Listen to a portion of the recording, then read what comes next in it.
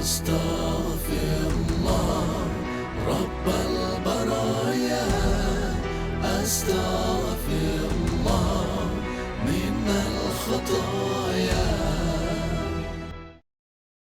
Assalamualaikum warahmatullahi wabarakatuh. Segala puji bagi Allah yang memasukkan kita kembali ke bulan penuh ampunan, bulan penuh keberkahan, bulan dilipat gandakan segala amal kebaikan.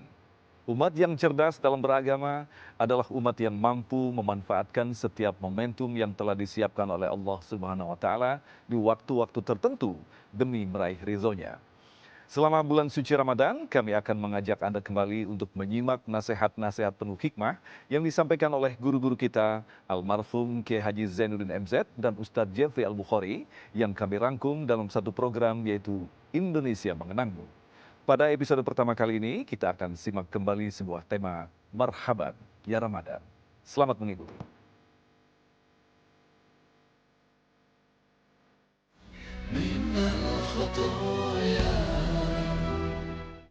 Bismillahirrahmanirrahim. Assalamualaikum warahmatullahi wabarakatuh. Segala puji bagi Allah dan akan selalu untuk Allah dan pasti hanya untuk Allah Subhanahu wa taala.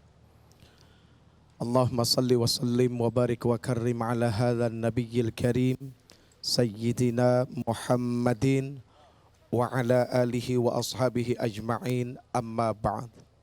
Hadirin yang insya Allah dimuliakan Allah Subhanahu wa taala, khususnya jamaah Masjid apa nih?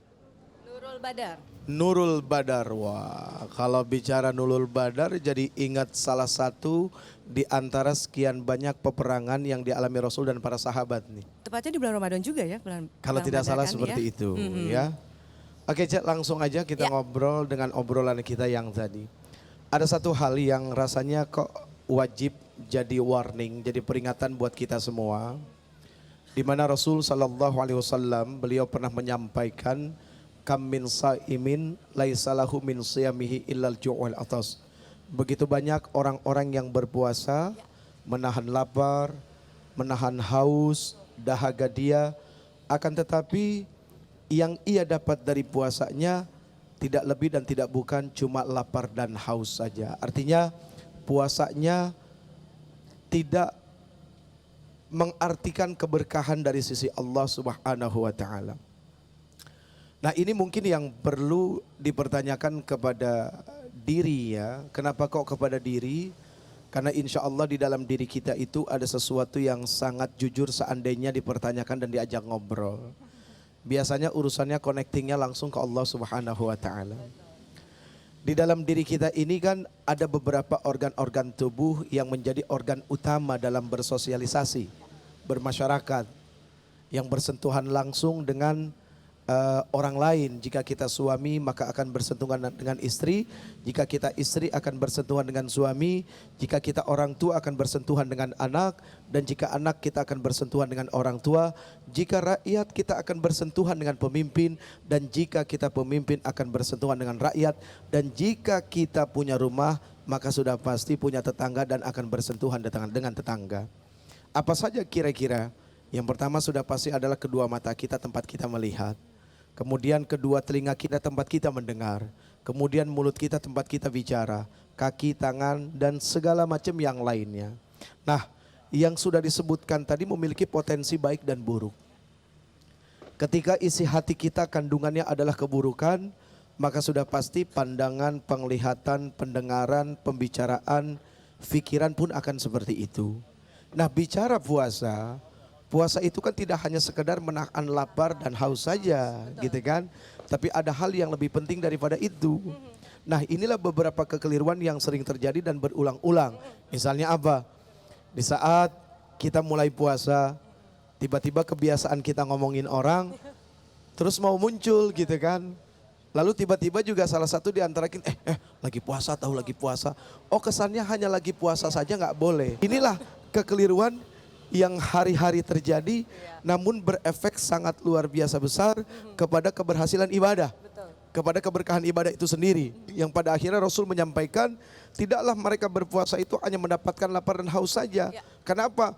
perbuatannya tidak berhenti daripada berdusta, dan ucapannya tidak berhenti daripada berdusta. Nah, ini penting sekali. Artinya mata berpuasa, telinga berpuasa, mulut berpuasa, tangan berpuasa, kaki berpuasa. Loh, kok bisa begitu? Bicara mata berpuasa menahan dari pandangan-pandangan yang diharamkan oleh Allah Subhanahu wa taala. Bicara telinga berpuasa menahan diri dari mendengar terhadap sesuatu yang sifatnya adalah fitnah dan ghibah. Lalu kemudian mulut pun begitu, menahan diri dari membicarakan orang lain, memata-matai orang lain, menjatuhkan orang lain, melahirkan kalimat-kalimat kekejian buat orang lain, kemudian memuji dengan pujian yang penuh dengan kebohongan. Nah, ini juga termasuk yang harus ditahan dari mulut. Lalu bagaimana dengan tangan? Tidak mengambil hak milik daripada orang lain. Nah, ini para koruptor nih. Iya, penting koruptor. Puasa, Tadi saya sempat ke sana, terus sempat ngobrol, begitu mau pulang, beliau bilang apa? Ingat, puasanya bukan cuma sampai maghrib, tapi puasanya 24 jam. Memang begini, ada beberapa tingkatan puasa. Yang pertama adalah puasanya orang awam. Puasanya orang awam di sini seperti yang disampaikan Rasul, tidak lebih dari lapar dan haus saja. Kemudian ada orang yang pada tingkatan puasa khawash.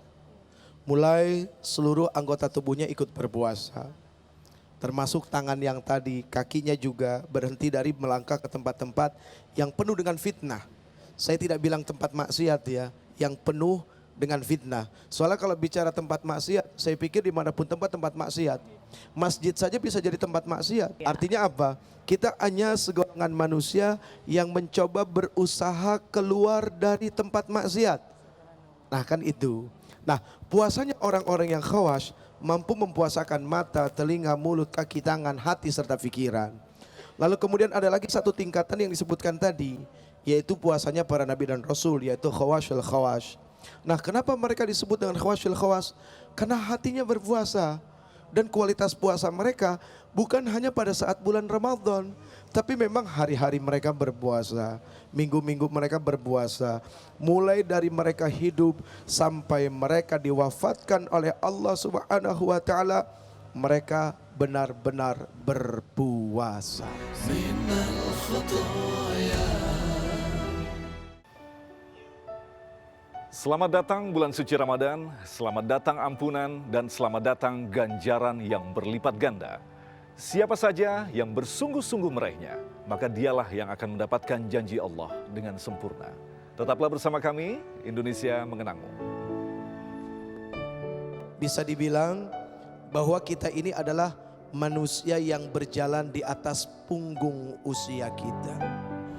minal khataya.